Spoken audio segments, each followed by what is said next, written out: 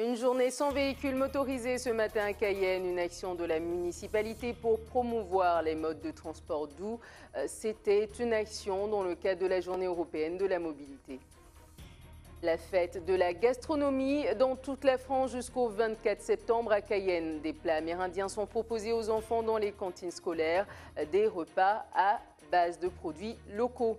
Enfin, 9000 visiteurs sont attendus cette année au Salon du Tourisme qui a ouvert ses portes ce matin au Procte de Matoury. Un rendez-vous incontournable pour les professionnels du secteur. Nous y reviendrons. Madame, Monsieur, bonsoir, bienvenue dans ces tranches d'informations. Pour ouvrir ce journal, la prolongation du permis pétrolier en faveur du groupe Total jusqu'au 1er juin 2019 a fait réagir Guyane Écologie. Pour le parti écologiste, il s'agit d'un rétropédalage du gouvernement dans sa volonté de mettre fin à l'exploitation pétrolière d'ici 2040. Michel Dubouillet, secrétaire général de Guyane Écologie, était au micro de Pierre Tréfou. C'est une publication qui fait part que le permis de recherche pétrolier offshore en Guyane a été redistribué au niveau de la société Total pour qu'elle puisse continuer les recherches qui avaient été commencées. M. Macron va à l'Assemblée générale des Nations Unies et porte un plan enthousiaste d'ailleurs au niveau environnement, pouvant faire croire que la France va se diriger vers une politique d'énergie propre. Il se trouve qu'aujourd'hui c'est le contraire, puisque en accordant ce permis de recherche à Total, on prend le risque de voir notre ressource halieutique, notre côte, complètement détruite par le fait que, tout simplement déjà, à travers la ressource sismique, on voit bien que les pêcheurs sont touchés. Eux-mêmes le disent et nous sommes solidaires des pêcheurs qui se plaignent de cette remise en cause. Et on considère pour notre part qu'on est touché à double titre. Comment M. Sarkozy, à une époque, a dit la France, à travers la Méditerranée, ne fera plus de pétrole offshore parce qu'il ne faut pas que la Méditerranée soit la poubelle de la France. Mais la Guyane a le droit d'être la poubelle de tous les maux, puisque, que ce soit avec la montagne d'or concernant le mini-aurifère, aujourd'hui, maintenant, on rajoute la problématique halieutique. Donc on ne peut pas, pour notre part, en tant que Guyane Écologie, cautionner de tels changements de cap, qui sont pratiquement à 360 degrés, et croire que demain, la Guyane, qui est un joyau de biodiversité pour la France et pour l'Europe, qui est un puits carbone extraordinaire sans lequel la France elle serait complètement perdue, on puisse se permettre de nous laisser aller à ce point. Réduire la pollution en favorisant les modes de transport doux. Aujourd'hui, une journée sans véhicule a été organisée sur 2 artères de Cayenne. Une action de la mairie dans le cadre de l'environnement et dans le cadre de la journée européenne de la mobilité. Reportage Galwassim. De nombreux ralentissements et embouteillages aux abords de la ville capitale qui entreprenait sa première journée sans voiture. L'avenue du Général de Gaulle et la rue François Arago étaient totalement fermées aux véhicules à moteur. La première magistrate tenait à montrer le bon exemple à ses concitoyens. Avec les élus, nous avons décidé de mettre en place cette journée de 9h à 14h, comme ça pour éviter de mettre des contraintes en tout cas aux citoyens. Voilà. Donc on est là, on est dans une stratégie de développement durable. Hein, vous voyez bien, voilà, vélo électrique, voiture électrique. On croit qu'il faut qu'un jour en Guyane, on puisse y arriver. En tout cas, le projet que la municipalité a pour Cayenne, c'est qu'un jour, nous puissions mettre des bus, des minibus électriques et que tous les citoyens se garent en dehors de la ville et pour qu'on puisse circuler, en tout cas dans une ville, entre guillemets, propre. De nouveaux moyens de locomotion voient le jour, surtout dans le domaine électrique. Oui, totalement. Dans un grand nombre de pays, c'est déjà le cas. Il y a des pays qui sont très en avance, je pense aux pays scandinaves. Et il n'y a pas de raison que la France et la Guyane n'envoient pas le pas. Toutes les raisons sont là pour que ça puisse fonctionner. On a la chance d'avoir un relief qui est relativement plat, accessible, donc l'électrique a toute sa place. Développement durable et mode de déplacement doux, la municipalité de Cayenne réfléchit déjà à renouveler l'opération dans les années à venir. Des nouvelles après le passage de l'ouragan Maria, 15 morts, c'est le dernier bilan humain sur l'île de la Dominique. 70% des bâtiments ont été dévastés, le territoire était inaccessible jusqu'à hier. Alfred Marie-Jeanne, le président de la collectivité de Martinique, s'est rendu sur place hier pour apporter son soutien aux autorités locales. Reportage de Loïc Régis. En attendant d'avoir ce reportage, je vous propose de nous rendre en Guadeloupe avec la colère des sinistrés, toujours de l'ouragan Maria à Gosier. Non seulement certains ont tout perdu, mais ils ont le sentiment d'avoir été abandonnés. 3 jours qu'ils sont livrés à eux-mêmes sans nouvelles de la municipalité. Yvan Lemar est allé à leur rencontre. On regarde son reportage. À l'Impasse-Man, les habitants sont encore sous le choc. Mardi matin, une brusque montée des eaux a tout dévasté. On dort à l'étage, donc l'étage, on n'a rien eu. Et quand on s'est levé le matin à 5 heures, quand on a commencé à entendre des bruits, des voisins justement qui étaient en train de discuter, mais en fait on était déjà dans l'eau. Et entre 5 heures du matin et 9 heures, l'eau n'a pas arrêté d'augmenter. Donc il y avait plus d'1 mètre d'eau dans la maison, tout a été inondé en fait. Donc là il y avait de l'eau à perte de vue dans tout le quartier, on était sur une île quoi. Certains dormaient encore quand l'inondation a commencé. L'ensemble du quartier a été submergé en moins de 30 minutes. Cette habitante a été sauvée de justesse. Là on est à 6h moins quart, on voit tout à terre là noir, on radio avec. Ça quand on regarde, on dit non c'est de l'eau qui l'a emporté mon œuvre. Un garçon qui l'a crié moi, là il crié moi emporté mon œuvre moi parti, mais là on va arriver là moi qui tombé puisque on battait une force mon butin. Et c'est quand voisine en logé. C'est des petits garçons moi. Et des garçons moi fait petit garçon moi kembe moi était sorti en l'eau là, vraiment c'est là. À la surprise générale, l'eau est montée à plus de 1 mètre. Hugo, on a eu de l'eau, mais pas autant. Là, on a eu 1 mètre. Hugo, on avait 25 cm, 30 cm, à peu près. Lénie, on a eu un peu d'eau aussi, mais le plus là, vraiment là, regardez la hauteur, hein, 1 mètre d'eau. Et les voitures, je n'ai même pas eu le temps de réagir, d'enlever les voitures. Et les 2 voitures étaient recouvertes. Mais la pluie, ça a aggravé les choses. Et la route aussi qu'ils ont fait, ils ont rehaussé la route, ce qui fait que tout l'eau de la route, ça vient ici. On se retrouve en contrebas. Beaucoup ont tout perdu et sont partagés entre colère et désespoir. Sentiment de désolation complète. Ça fait 3 fois en plus, de toute façon, ici qu'on est inondé. On n'a jamais appris, jamais été fait quoi que ce soit, nettoyage de ravines et compagnie. Et on a le sentiment de tout perdre, la preuve. On a la preuve, voilà, aujourd'hui. Voilà déjà peut-être je crois 3 jours que le phénomène est passé. Nous attendons désespérément d'avoir au moins quelqu'un de la mairie, des services techniques pour pouvoir voir quand même ce dont on aurait besoin, notamment concernant du matériel pour déblayer, parce qu'on a beaucoup de choses à jeter. Encore une fois, on doit redémarrer, tout repartir à zéro. D'autant plus que ça fait 3 fois qu'on l'a pris. Donc à chaque fois on recommence, on réachète, on repère. Là on se sent comme si on est un peu vidé.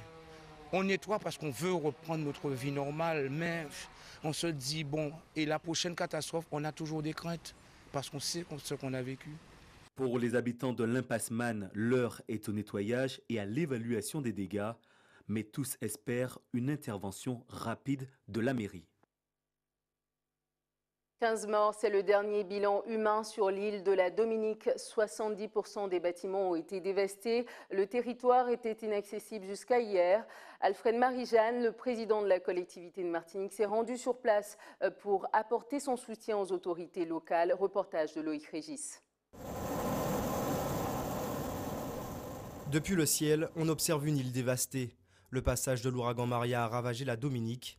Roseau, la capitale, porte de lourds stigmates. Dans les rues, les habitants sont encore très marqués. Jacqueline a perdu son fils durant les intempéries, emporté par la rivière. Tout est détruit. J'ai perdu ma maison, j'ai perdu mon fils. Mon fils, il a été emporté par la rivière. Le vent était vraiment intense. Nous essayons de traverser la rivière avec 5 membres de ma famille vers 9h, 10h. Quand nous avons été surpris par la rivière, par devant et par derrière, nous étions pris dans le courant. La balle a tout perdu. La boue a envahi sa modeste maison. Pas le temps de tergiverser, c'est l'heure du nettoyage. De mémoire de Dominiquet, aucune tempête n'avait autant fait souffrir l'île depuis David en 1979. Je nettoie. C'est plus difficile que l'était David.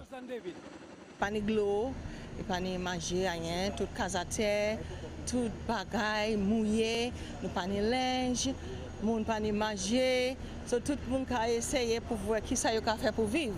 Le stade de la ville sert de base arrière aux secours et militaires. Il reste encore de nombreuses zones sinistrées, la population est démunie. Les pompiers de Martinique, tout juste rentrés de Saint-Martin, ont déjà un plan d'action.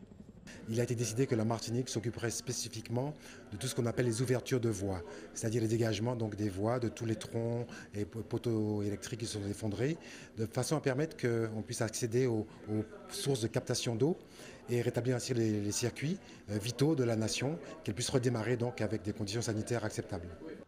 Le bilan, bien que provisoire, est déjà lourd. Plus de 15 morts et une vingtaine de disparus. Le gouvernement de la Dominique a lancé un appel à l'aide. Nous pouvons savoir aujourd'hui l'ordre des priorités. Nous avons besoin d'eau et de nourriture pour la population. Nous avons des besoins spécifiques, particulièrement pour les enfants, les bébés, les personnes âgées qui ont des conditions médicales difficiles. On a vraiment besoin de ça pour eux. Alfred Marie-Jeanne s'est déplacé personnellement chez nos voisins du Nord. Il rappelle ses liens d'amitié avec la Dominique et la solidarité caribéenne. J'ai eu l'occasion d'intervenir dans maintes occasions. Je me souviens d'ailleurs, il y a un ministre qui l'a rappelé qu'il y avait des gars importants et nous avons reconstruit un bâtiment scolaire anti-sismique. Et c'est moi à vous dire, heureusement qu'ils ont rappelé ça, des gens ont rouspété, des gens ont raconté des histoires inadmissibles, qui se disent pour la Caraïbe, qui se disent pour la coopération, et puis qui en réalité qui m'ont dénigré. 2 ans après le passage de l'ouragan Erika, la Dominique doit de nouveau se relever d'une catastrophe naturelle. L'aide internationale se met en place au fur et à mesure. Le gouvernement britannique a envoyé un contingent de militaires sur place. La fête de la gastronomie au cœur des produits cultivés localement, calou, cramanioc, giromont, préparés selon les recettes amérindiennes. C'est ce que propose la mairie de Cayenne à ses cantines scolaires jusqu'au 24 septembre. 1700 repas gastronomiques par jour dans 10 écoles de Cayenne. Reportage de Pierre Tréfou. Au menu de ce midi, cassave, salade de couac et poisson grillé. Des plats amérindiens que les écoliers n'ont pas l'habitude de manger. Oui, c'est de la cassave de la Guyane, mais c'est plutôt les Amérindiens qui le font. D'accord ? Un invité de marque est venu les rejoindre. Madame le maire de Cayenne a profité de la fête de la gastronomie pour venir déjeuner à la cantine de l'école de Malacarné. Nous sommes dans une population cosmopolite et je crois qu'il est important parce que les parents n'ont peut-être pas le temps, n'ont peut-être pas l'occasion, mais aujourd'hui on se rend bien compte que les enfants de ce réfectoire ne connaissent pas la cassave, ne connaissent pas forcément le couac. Et c'est de la pédagogie, c'est de l'information. Moi je suis vraiment très heureuse et je félicite d'ailleurs les équipes de la ville d'avoir choisi ce menu amérindien. Je pense que mes services de restauration vont attendre le retour des parents, puis le retour des enfants, puisqu'on ne peut pas imposer des choses que les enfants n'aiment pas.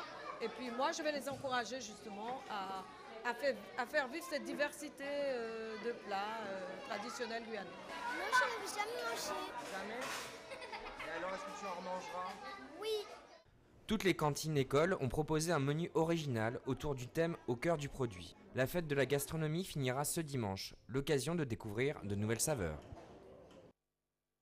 2 associations ont bénéficié aujourd'hui d'une aide de la Fondation d'entreprise Air France. 2 associations d'aide à l'enfance dont les projets ont été financés à hauteur de 50 à 80%. Les détails au micro de Gaël Wassim. Le service d'aide aux mineurs enceintes scolarisées s'occupe de prendre en charge ces mineurs dès lors qu'elles ne peuvent plus aller à l'école par rapport à leur situation. Et nous étions à la recherche d'aide financière pour notre service d'aide aux mineurs enceintes scolarisées.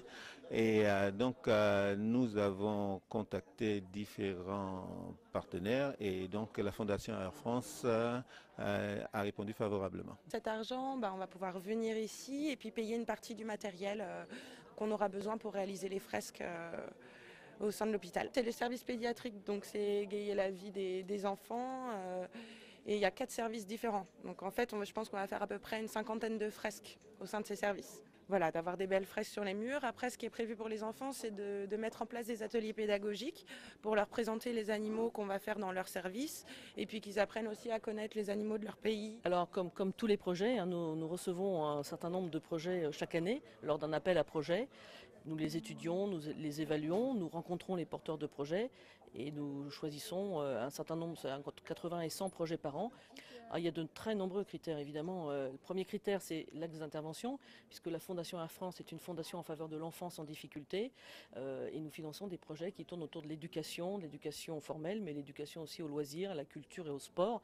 Donc il faut forcément que ce projet rentre dans ces axes d'intervention. C'est à peu près à hauteur d'entre 50 et 80% du budget global. Il n'y a jamais de budget défini. Jamais, parce que pour nous, le plus important, c'est qu'effectivement le projet soit réalisé. Donc on essaye de faire le maximum. Et tout dépend du projet. Vous voyez, ça peut être un petit projet comme un projet beaucoup plus important. Donc on essaye vraiment de coller au maximum au projet pour qu'il soit réalisé.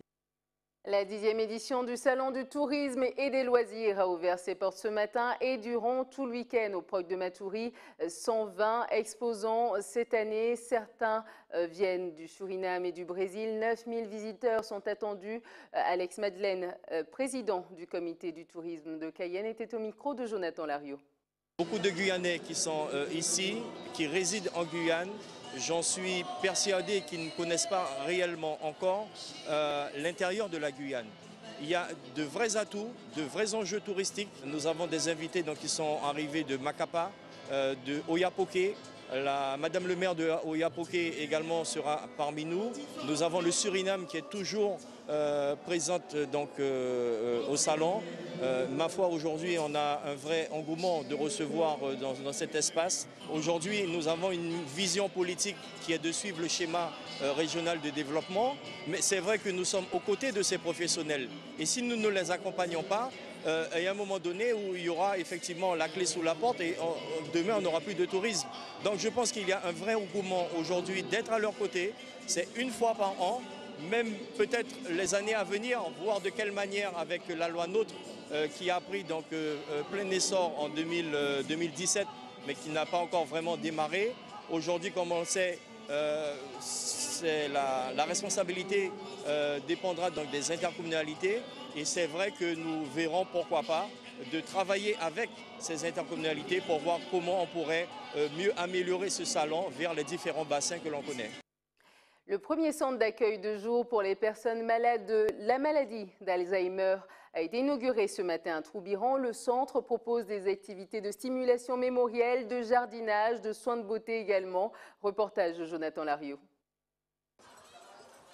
C'est dans un cadre plein de vie et de couleurs que les Jardins d'Ébène ont inauguré ce matin leur nouvel accueil de jour pour personnes atteintes de la maladie d'Alzheimer. Pour Pierre, gérer sa femme diagnostiquée depuis peu, les journées n'étaient pas toujours faciles. Pouvoir déposer sa compagne en pleine journée est un réel atout. Elle vient 2 fois par semaine, et les 2 fois par semaine où elle vient, j'assure le minimum pour moi et je me repose toute la journée parce que je suis épuisé. Voilà. Un soulagement et de la tranquillité parce qu'elle est contente d'être là, elle est bien accueillie, les gens sont gentils avec elle, de ce que je vois. Hein. Bon, elle ne se plaint pas, elle est toute contente quand elle est là. Quand elle part, elle oublie qu'elle y a été, mais bon, quand elle arrive, elle est très contente d'y être. Premier centre d'accueil de jour pour les malades d'Alzheimer. Ici, les patients sont reçus en journée de 10h à 17h. Loin de rester sans rien faire, des activités sont proposées pour les distraire, mais aussi pour travailler leur mémoire.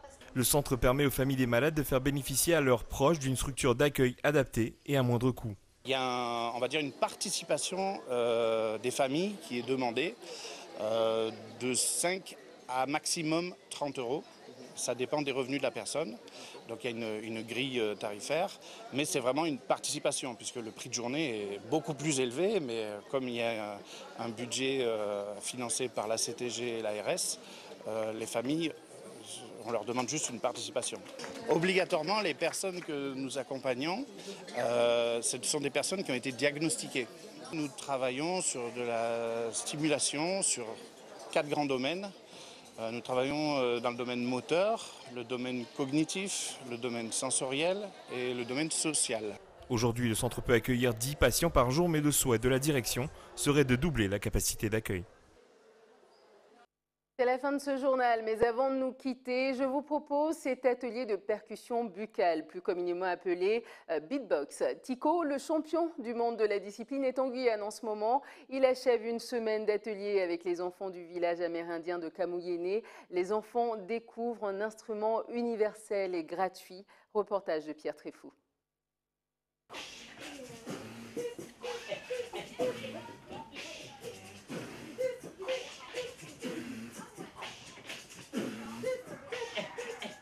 À Camouyéné, les enfants du village découvrent un nouvel instrument de musique. Le beatbox, c'est le fait de faire de la musique avec son corps, comme vous venez de le voir, avec sa bouche. Et du coup, pourquoi on est là aujourd'hui ? C'est pour vous donner envie d'aller au spectacle. Et c'est moi aussi, j'ai 2 heures là pendant lesquelles je suis là pour vous proposer un atelier de beatbox. Donc pour ceux qui sont intéressés, si vous voulez, vous pouvez rester avec moi. Et je vais vous apprendre les rudiments, les bases du beatbox. Comme ça, vous pourrez repartir. Après, vous pourrez faire du beatbox chez vous. La compagnie des Asphodèles a lancé la 10e saison du théâtre de Makouria avec la pièce Le 4e mur, dont la bande sonore sera exclusivement composée de beatbox. Moi, je me suis vite pris au jeu du beatbox. J'en avais jamais fait et je me suis mis à en faire tout le temps en faisant la vaisselle, en conduisant ma voiture. Parce que c'est un super instrument, parce qu'il y a besoin de rien. On peut en faire seul, on peut en faire à plusieurs et on peut rapidement se faire plaisir. Donc c'est ça aussi, de donner les ateliers ici. Bon, bien sûr, ça vient parler du spectacle et tout ça, mais c'est aussi donner quelques outils, quelques billes musicales pour pouvoir se faire plaisir musicalement assez rapidement et à plusieurs, seul, et en faisant des choses assez chiadées et assez chouettes à faire. Et puis on peut encore ajouter par rapport au beatbox que tu peux être dans n'importe quelle contrée où on ne parle pas ta langue. Là, tu peux échanger, tu peux communiquer avec l'autre. Après avoir donné plusieurs ateliers beatbox dans différents villages guyanais, la compagnie des Asphodèles donnera une dernière représentation ce soir au théâtre de Makouria.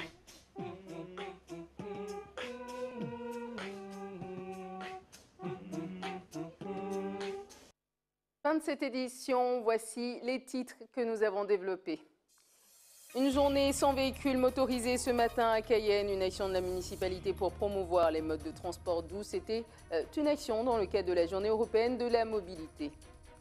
La fête de la gastronomie dans toute la France jusqu'au 24 septembre à Cayenne. Des plats amérindiens sont proposés aux enfants dans les cantines, des repas à base de produits cultivés localement. 9000 visiteurs sont attendus cette année au Salon du Tourisme qui a ouvert ses portes cet après-midi au Proct de Matoury. Un rendez-vous incontournable pour les professionnels du secteur. Nous en parlions dans ce journal. Merci de nous avoir suivis. Prochain point de l'actualité dans quelques instants avec nos confrères de BFM TV. Je vous souhaite une excellente soirée sur ATV Guyane.